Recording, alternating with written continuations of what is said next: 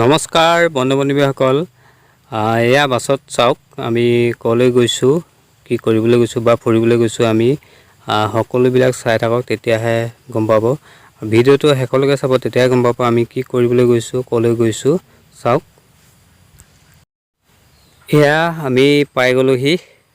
চাওক, এয়া এখন মেলা যেন লাগিছে, হয়নে? এইফালে চাওক কিমান পুলিচ আছে। এফালে আমি গৈ আছোঁ, লগৰ কেইজনৰ সৈতে গৈ আছোঁ, অলপ ওচৰৰ পৰা দেখাওঁ বুলি।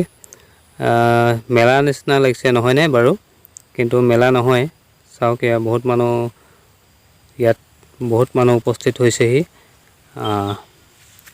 যিহেতু মুখ্যমন্ত্ৰীৰ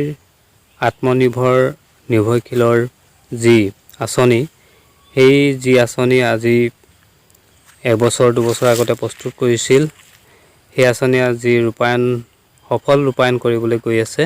গতিকে মুখ্যমন্ত্ৰীৰ যি 2 লাখ টকীয়া আঁচনি বা 5 লাখ টকীয়া যি যুৱক-যুৱতীসকলক যি আত্মনিৰ্ভৰ বা স্বনিৰ্ভৰ কাৰণে যি আঁচনি প্ৰস্তুত কৰি উলিয়াইছিল, সেই আঁচনি এতিয়া আজি সফল ৰূপায়ণ কৰিবলৈ গৈ আছে। অৰ্থাৎ সকলোকে সেই 2 লাখ টকীয়া আঁচনিৰ চেক বিতৰণ কৰাৰ মুহূৰ্তত আজি উপনীত হৈছেহি। সকলোকে নিজৰ ডিষ্ট্ৰিক্ট ৱাইজ, নিজৰ সমষ্টি ৱাইজ সকলোকে বিতৰণ কৰিব। ইয়াত চাওক, আমি মাকুম সমষ্টিত উপস্থিত আছোঁ। বহুত মানুহ উপস্থিত হৈছেহি। আমাৰ মাকুমৰ পৰা আমি একেলগে বহুত মানুহ আহিছোঁ।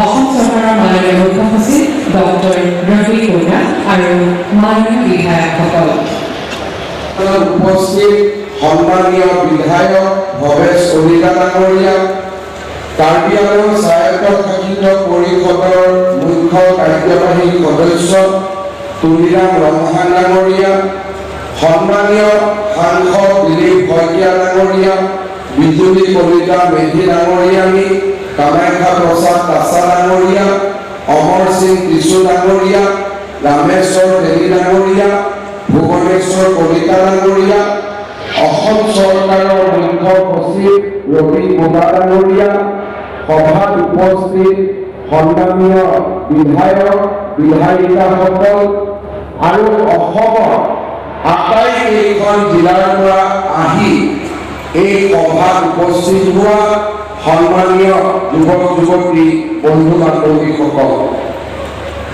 যোৱা বছৰ 23 ছেপ্টেম্বৰ তাৰিখে আমি অসমৰ মুখ্যমন্ত্ৰীৰ আত্মনিৰ্ভৰ অসম অভিযান আৰম্ভ কৰিছিল। আপোনালোকৰ মনত আছে, 2021 চনত ভাৰতীয় জনতা পাৰ্টি আৰু আমাৰ মিত্ৰদলে যেতিয়া নিৰ্বাচনৰ মাজলৈ আমি গৈছিলোঁ, তেতিয়া অসমৰ ৰাইজক আমি 2টা প্ৰতিশ্ৰুতি দিছিলোঁ যে 1 লাখ চৰকাৰী চাকৰি আমি নিয়োগ কৰিম আৰু দ্বিতীয়তে 2 লাখ যুৱক যুৱতীক আমি আত্মসংস্থাপনৰ পথ দেখুৱাম। আজি আপোনালোকে দেখা পাইছে যে চাওঁতে 1 লাখ নিযুক্তিৰ পৰিৱৰ্তে আজি আমি ইতিমধ্যে 1,40,000 নিযুক্তি সম্পন্ন কৰিছোঁ আৰু 2 লাখ নিযুক্তিৰ ফালে আজি আমি ধাৱমান হৈছোঁ।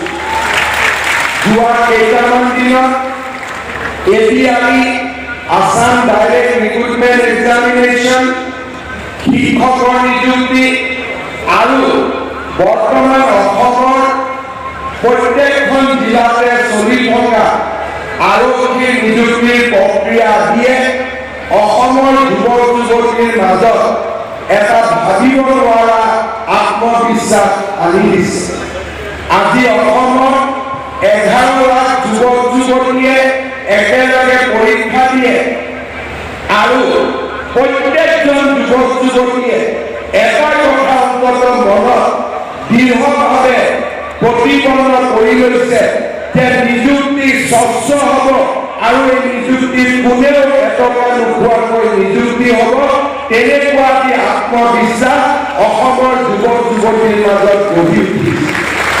আজিৰ পৰা যদি 10 বছৰ আগলৈ অসমত দীৰ্ঘকালীন যেতিয়া কংগ্ৰেছৰ শাসন চলিছিল, কোনো ল'ৰাৰ মনত ছোৱালীৰ মনত এই কথা বিশ্বাস নাছিল যে আমি চৰকাৰী চাকৰি টকা নিদিয়াকৈ চৰকাৰী চাকৰি পাম।